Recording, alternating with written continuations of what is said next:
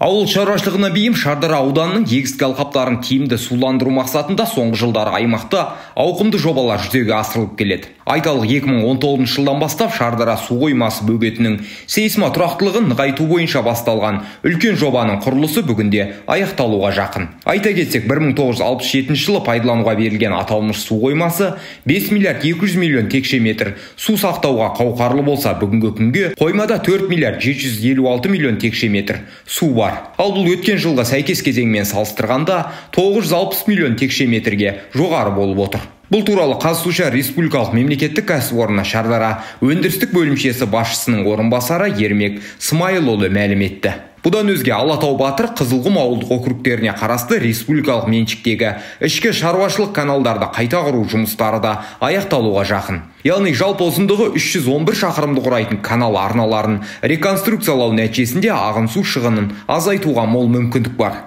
Бұдан өзге Шардара ауданында тұзданған сортаң жерлерді қалпына келтіру бағытында өткен жылдан бастап тағы бір маңызды жоба құрылысы басталды. Яғни талай жылдардан бері істен шығып жарамсыз болып қалған 302 дана тік дренаж ұңғымаларды қалпына келтіру есебінен аймақтағы егістік жерлердің мелиоративтік жағдайы жақсаратын болады. Ал бұл ауқымды жұмыстар бүгінде Сүткен, Достық, Ақшеңгелді, Ұзыната, Алатау Батыр, Қызылқұм, Қауыспек, Тұрыспек, Қоссейіт және Көксу ауылдық округтерінде қарқынды жүзеге асырылу үстінде. Бұдан өзге аймақта каналдар мен қашыртқыларды механикалық тазалау жұмыстары да тұрақты түрде жүзеге асырылып, арналардың ағын су өткізу қабілеті жақсара түскен. Осылай деген Ермек Смайылұлы биылғы вегетациялық кезеңде Шардара ауданының шаруашылықтарына ағын су қажетті мөлшерде босатылып отырғандығын жеткізді. Шардара ауданы бойынша үлкен жобалар болып жатыр. Қазір таңда Шардара су қоймасының бөгетінің сейсмik тұрақтылығын арттыру бойынша 2019 жылы үлкен құрылыс жұмыс басталып, осы негізгі жұмыстар қазір аяқталып, қазір тапсыруға дайындық жұмыстарын жүргізіп жатыр. Онан қоса ауданда жалпы кеңес өкіметі кезінде 302 ұңғымалы дренаждар болған. Ол енді кейінгі уақыттарда істен шығып жарамсыз болып, қазіргі уақытта жалпы аудандағы 302 скважина бойынша құрылыс жұмыстары басталып, қазіргі таңда ол қарқынды жүріп жатыр. Сонымен қоса ауданымыздағы республикалық меншіктегі каналдар бойынша ішкі шаруашылық каналдар.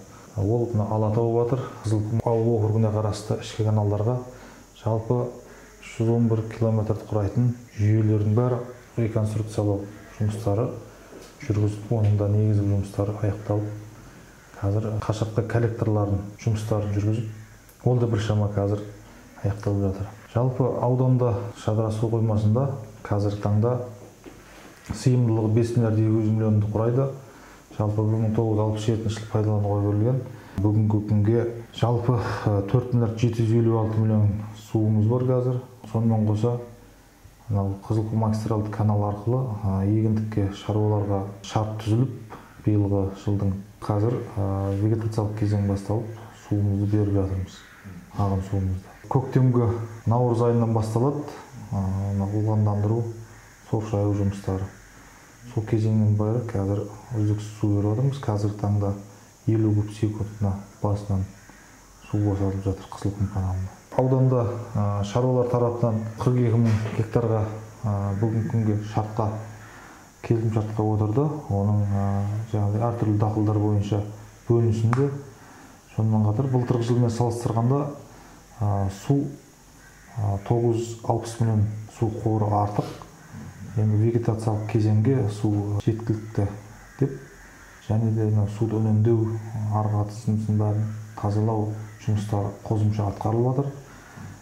Түркістан филиалы басшылығы тарапынан қазір таңда экскаваторлық арнайы техникалар бөлініп, сонымен қазір механикалық тазалау вегетациялық кезеңге дейінгі негізгі жұмыстарды атқарып жатырмыз. Сонымен қоса дрэглайн техникасымен Көксу ауылында орналасқан ұзындығы 6 километр 700 метрді құрайтын ОК-1 деген қажыртқымыз бар. Соны механикалық тазалаудан қазір таңда атқарып жатырмыз. Бізде өзіміздің жоспарымыз бар. Сол жоспар бекітіліп, қазір таңда ішкі каналдар, Сүткен ауыл округін дейміз.